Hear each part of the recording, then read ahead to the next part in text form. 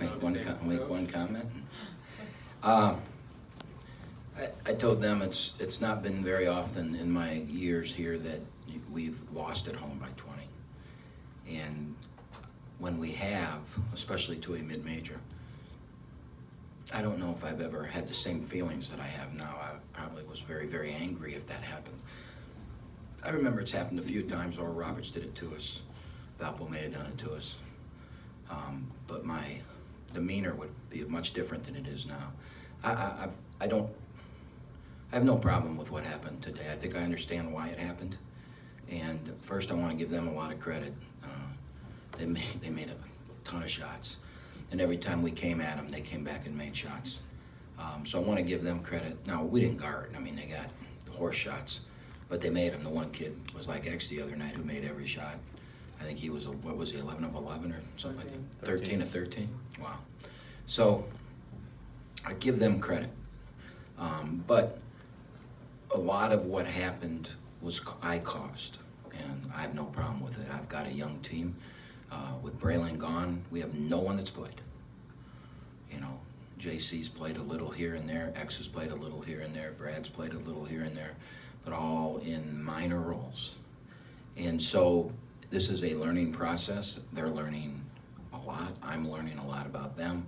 And I put us in the situation today to have this happen to us, and Northern Illinois saw that, grabbed it, and really played a good basketball game. So all the credit goes to them. I'm not upset with my team. I'm not upset with anything. I think this is part of the learning process, and I like our team, and I think we're going to be pretty darn good when we learn all this. So that's where I'm at. I'll talk more about that after you're done with that. Questions for players?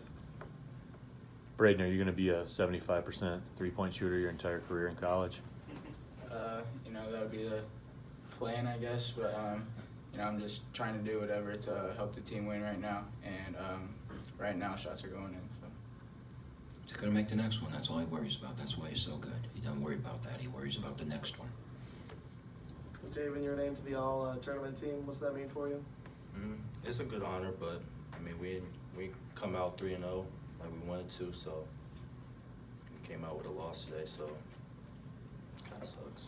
Yeah. Javen, what about the minutes workload for you guys? Did you guys feel that in the second half? I know players always tell you no, but I mean, for real, did you feel that? Yeah, but they had to do it too, so we know that they had played 3 days, so we had to too, but we just came out a little lackadaisical, and they jumped on it.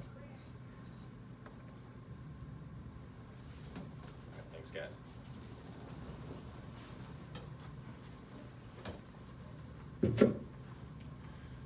Questions for Coach? So Coach, I mean, you know, you talked about it beforehand. You talked about it during the game as well. I mean, they got 12 guys that play double-figure minutes. Yeah, but that's my fault. That's my fault that we went through the first 2 nights doing what we did. And then we got behind early today. My plan was to play all 10 players double-digit minutes today. That was my goal going into the game.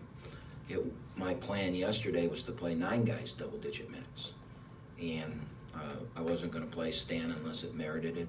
And then today I was going to play him double-digit minutes and Pittman double-digit minutes. That was the game plan. But you know what Mike Tyson says? You know, everybody's got a plan until you get punched in the face. And last night we didn't come out and got behind early. And today, I mean, it's 27 to 11 or 12, and I had to make a decision. Do I go with some young guys and give them that time that they've vastly deserved and needed, and we fall behind 40 to 15? Or do I get mad, scream and yell, and try and motivate? And I chose to stay with the guys, and they did a hell of a job. They got it back to 1, but they gave everything they had to get it there. And unfortunately, halftime came at the wrong time for us because we got in, sat, and we couldn't get going. And then we made another run late in the middle of the second half to get it to 1, and then they came down. We made a couple defensive errors because we were tired, and they buried a couple threes, and it went from 5 to 10 or 12 again, and then we had no chance after that because we just didn't have anything. I mean, Xavier was, I've never seen a kid as tired as Xavier was out there. And you know, it's weird though because I didn't see it on Braden. You know, he played 40 minutes almost all 3 games, and he guarded. I mean, that point guard of there is probably the best player we'll play against this year. And he did an unbelievable job on him and chased him the whole game and still came down and had his legs to make shots at the end. He did miss a free throw, which the hell's wrong with him, man? You know, as I was walking off, I heard that I know the media voted for it, but I mean, I always do question your guys' knowledge, but I would really question your knowledge that the little guy wasn't the MVP of the tournament. I mean, what he did in 3 days, I mean, as a freshman starting for the first time in Division I games, what he did in 3 days, the numbers that he put up, the percentages that he shot, what was he turnover assist today? 10-1. I know X is a great player and scored a lot of points. You guys got to be a lot smarter than that, though. I mean, this kid was unbelievable this weekend, and he also did it at the defensive end, which, you know, we did play pretty good defense 2 of the 3 games. We didn't today, but he played pretty good defense all 3 games. So it's just my opinion. I knew you guys weren't very smart, though. So, Coach, what about it? I mean, this kind of wraps up, I guess, if you break a season up maybe into thirds with your particular schedule, where you guys have your home games here in your tournament. Now for December, you go on the road, and then conference play starts. So, you know, if you want to break it up that way, maybe you guys are at the 3rd pole right now. Where do you stand right now versus where you thought you would stand at this point? Well, there was nothing I liked about this schedule. Nothing. And scheduling is one of the hardest things you have to do. And with all the turnover we had and knowing that it was going to be to get home games early and then go on the road for a month, you know, if you don't win those home games, especially against home games against some quality teams, I mean, that was a heck of a tournament you just saw. There were some really good mid-major college basketball teams here. You had Toledo in here who, you know, I mean, Toledo went to Florida Gulf Coast, who's supposed to be a top mid-major, and beat them by 25. You've seen some really, really good basketball teams in here, and the schedule was way too difficult for what happened to us. Now, we didn't know that Isaiah Brock was going to leave. We didn't know that, you know, all the things that happened at the end of last year were going to happen when we set the schedule up. But we did know it was going to be a rebuilding year. So, you know, we've thrown the win-loss record out the window. It's not something that we care about. What we care about is we'll be 0-0 against Cleveland State when we open conference play on the 20-whatever of December. We've got 6 road games now to go play and find out about ourselves. We have games against teams that will mimic teams in our league.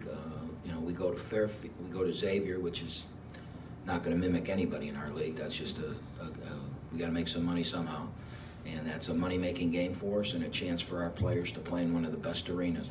If I had to pick the 5 best arenas in the country to play in, the Cintas Center is one of them. And rabid fan base, great basketball, #1 seed in the tournament a year ago. So they'll get a chance to experience that. Then we go to Fairfield, and Fairfield will mimic, as a team, they will be very similar to a Cleveland State or a Youngstown. And then we go to Northeastern, and they will be very similar to a Northern Kentucky or a Wright State. On the road, we get to play these games. And then we go to Hartfield, and that'll, again, simulate a league road game. So we're going to get for a month on the road to find out how we're going to be in those situations. We're going to see some things come at us that they've never seen before. They're going to have to learn to handle it, and they're going to do all that before we get to Cleveland State. And with this team, it's all about learning and teaching and growing. And everybody knew that at the start. I know that, the players know that, and we're sticking true to that. There's a lot to be disappointed about this week because of today, but it's not going to take away from all the progress we made this weekend with the first 2 wins, and it's not going to take away from where we're becoming as a team. We can do a lot of special things offensively. At times we can be good on defense, but our ball screen defense and our rebounding has to get better, and it will. Anything else? Thanks, Coach. Thank you.